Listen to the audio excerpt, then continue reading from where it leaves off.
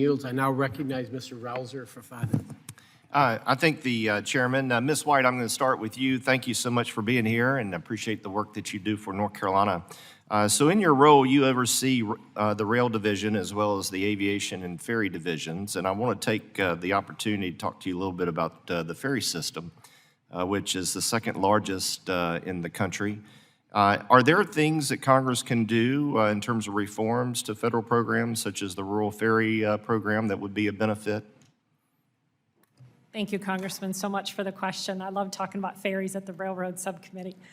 We do run... I am chairman of Water Resources, so I have a little leeway here.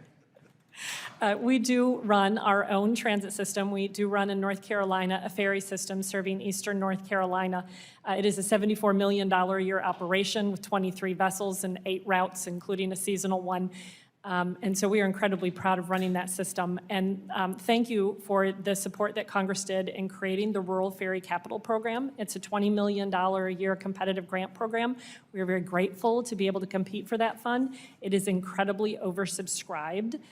To build a vessel costs us, depending on the type of vessel, anywhere from $30 to $50 million. So competing in a $20 million pot is incredibly difficult. So we would very much appreciate consideration of additional resources to the Rural Ferry Capital Program. Also, there are some mileage requirements on what allows you to compete in the bigger pot of money that could be considered, maybe expanded to allow more ferry systems to compete within them. Thank you so much for the question. And talk just a little bit about how that the ferry system is so critical during hurricanes and other natural disasters like we often have in North Carolina. That is so true.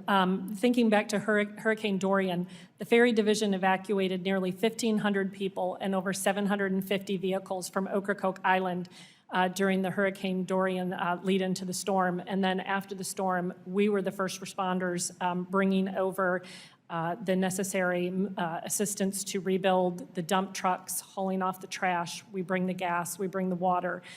So it was a many months long effort of our team coordinating with Hyde County to do disaster response after Hurricane Dorian.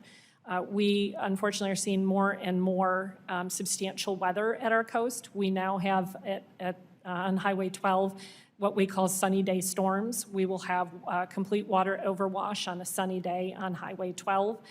So we are very much a critical lifeline to the island, to our poorest county in the state, which needs to pull in its tax revenues in the summer to support the county year-long. Thank you much. Mr. Gardner, now back to rail.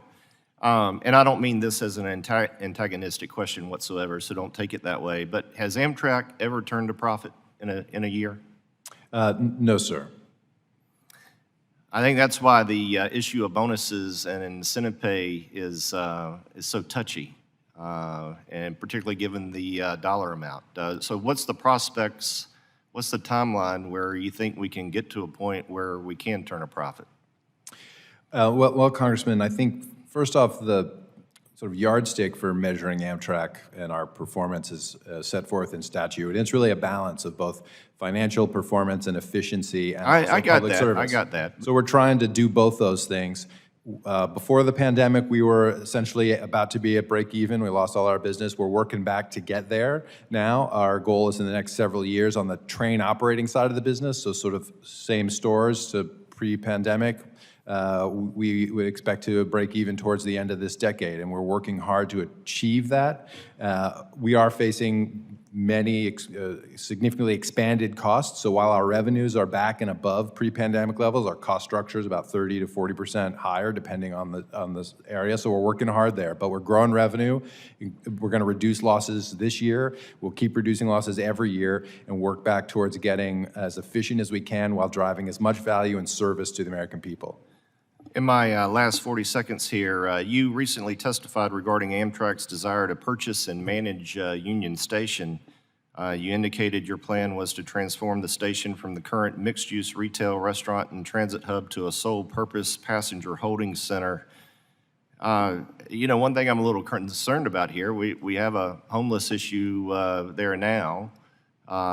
You take all those stores out, you take the mixed use out. Number one, where are we getting the funding to do all this? And are you concerned that it's just going to be a much greater magnet for the homeless? Well, It's a beautiful building. absolutely, a beautiful building, Congressman, and our intention actually is to enhance and maintain the retail, but better amenities. As you know, right now, it's about half empty because of all the folks that have left during that period. Amtrak doesn't have possession of the building yet, but our goal is, in fact, to do what you just described, create a lively, mixed-use environment which supports all the transportation users. The big issue is that Amtrak was sort of sequestered in the back. We've more than doubled the ridership since we have this little leasehold in the back of the station. The main part of the building wasn't used for passenger transportation, even though we have MARC service and VRE service and WMATA. So we're just talking about using more of the building to serve the needs of the passengers while also creating a great community amenity and a place that millions of people come to visit every year from all over the United States when they come to visit this building and Washington. So we believe very much in a successful venture that will drive both commercial revenue so we can reinvest in the facility, and also the kind of amenities that people want in our train stations. So they want the bookstores, they want to be able to go to the cafe, they want a restaurant, and we want to serve the neighborhood well. Thank you, Mr. Chairman. My time's expired. All right.